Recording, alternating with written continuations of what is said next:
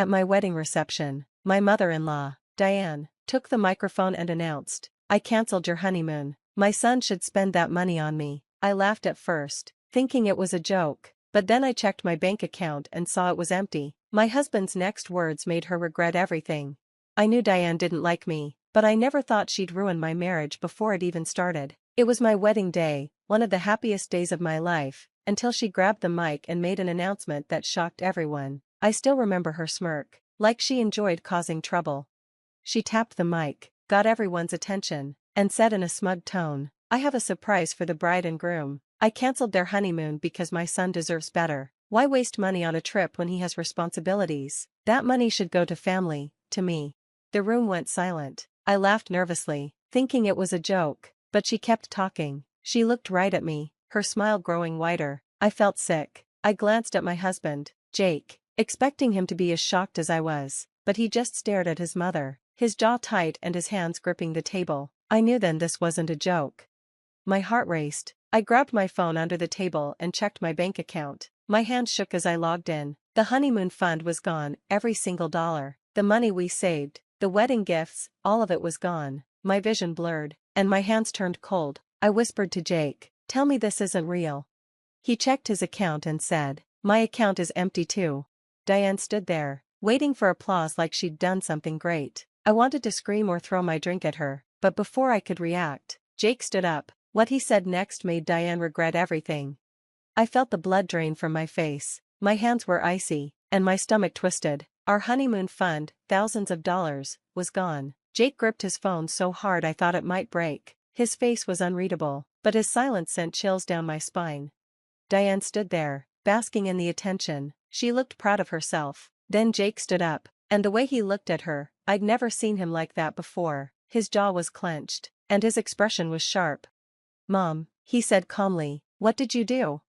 Diane rolled her eyes. "Stop being dramatic. I moved the money where it belongs. You're married now. It's time to grow up and take care of your family, me." She smiled like she expected him to thank her. Jake took a deep breath, his hands shaking. "Where's the money, Mom?" I already knew the answer. She sighed and said loudly, "I put it in my account. I needed it for important things." The nerve of her. Guests started whispering. Some gasped. My friends looked at me, concerned. My maid of honor, Sarah, was in shock. I clenched my fists so hard my nails dug into my palms. "You stole our honeymoon money," I said, my voice shaking.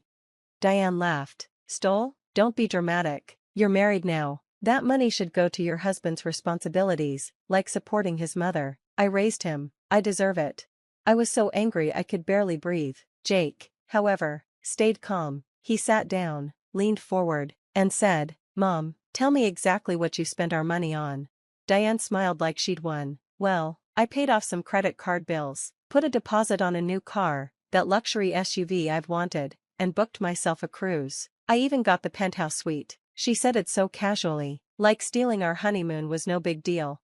Jake exhaled and smiled, but it wasn't a happy smile. It was the kind of smile that meant trouble. "That's great, Mom, really great." Diane hesitated. "What do you mean?" Jake leaned forward. "It's great you spent money that wasn't yours, because now you've committed fraud." He pulled out his phone and called the bank. "Hi, I'd like to report fraudulent activity on my account." Diane's smirk disappeared. "Jake, what are you doing?" Jake ignored her. "Yes, I'd like to dispute unauthorized transfers. I know who did it, my mother. Here's her name and account number." Diane jumped up. "Jake, stop, you can't do this." "Oh, I can," Jake said, still smiling. "You're not on my account, Mom, you stole my money, and banks don't like fraud." Diane's face turned red. Guests were staring, some even recording. Jake added, "I'll also call the cruise line. You booked that trip with stolen money." Diane gasped. "Jake, I'm your mother, you wouldn't." "I would," Jake said. The room was silent. Diane looked around, realizing no one was on her side. She'd completely screwed herself. Jake turned to me, took my hand, and smiled. Then he looked back at Diane. "By the way, Mom, remember that prenup you told me not to sign? The one you called a waste of time?" Diane froze. "What about it?" Jake grinned. "I signed it. One of the conditions is that our accounts stay separate. So, you didn't just steal from me, you stole from my wife." Diane's face went pale. She looked around, panicking. "Jake, sweetheart, let's not overreact.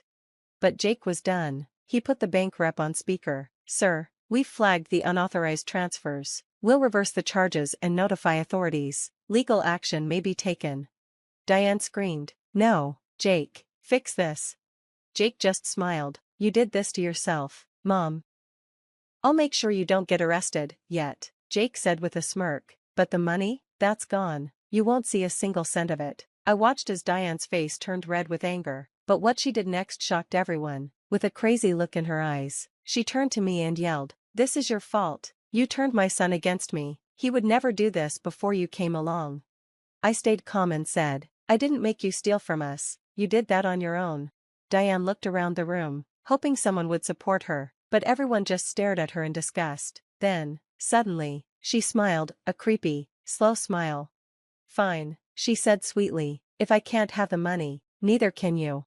Before I could stop her, she grabbed her phone and started typing quickly. I stepped closer, my heart racing. "What are you doing?" Diane grinned. "Just making a phone call," she said. "I might not have access to your bank accounts anymore, but I still have tricks." She called the bank and said in a fake sweet voice, "Hi, this is Diane. I need to report a stolen credit card." My stomach sank. I knew what she was doing. She was trying to freeze our accounts by lying about fraud. That would stop us from getting our honeymoon money back. I shouted, "You psycho!" But Jake was faster. He grabbed the phone and put it on speaker. The bank rep said, "Ma'am, you're reporting a stolen card. Can you confirm the account holder's name?" Diane hesitated. She looked at me, then at Jake. Jake raised an eyebrow. "Go ahead, Mom, tell them whose account you're reporting." Diane swallowed hard. It's my son's account." The bank rep cut her off. "Ma'am, unless you're the account holder, you can't report fraud. False reports can lead to legal consequences." Diane's face fell. She looked around the room, realizing she'd made things worse. Jake just laughed, a slow, proud laugh. "Oh, Mom," he said, shaking his head, "you just can't help yourself, can you?"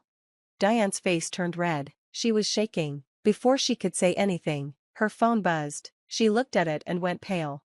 Jake smirked. "That the bank?"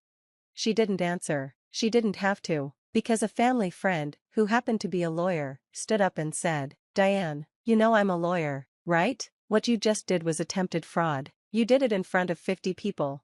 People started whispering. Some nodded in agreement. Diane stepped back, panicking. I wasn't." The lawyer cut her off. "Save it. You might want to fix this before it gets worse."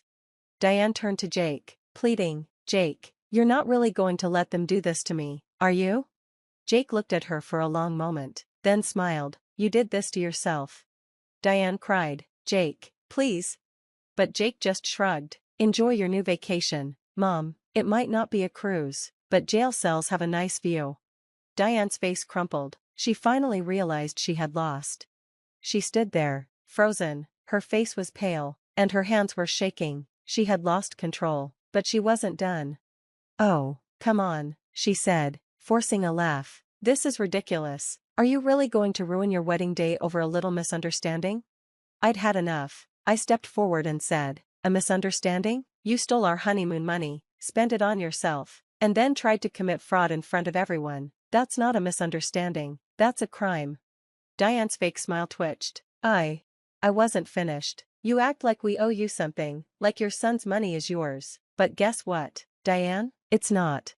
Some guests clapped. Diane glared at them, but she wasn't just losing control of the night, she was losing her son.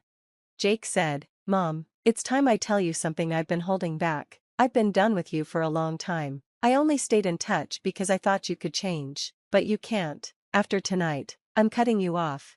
Diane's eyes widened. "You don't mean that." Jake said firmly, "I do." Diane gasped like she'd been slapped. The room was silent. Jake took my hand, kissed it, and said to Diane, "You took our money, now I'm taking something from you." Diane asked, "What?" "You don't have a son anymore." People gasped. Diane shook. "You don't mean that," she whispered. Jake didn't back down. "I do. No calls, no visits, no texts. If you try to contact me or my wife, I'll get a restraining order." Diane panicked. "No, Jake, you can't do this. I'm your mother, I raised you." Jake said coldly, "And you just showed me what kind of mother you are."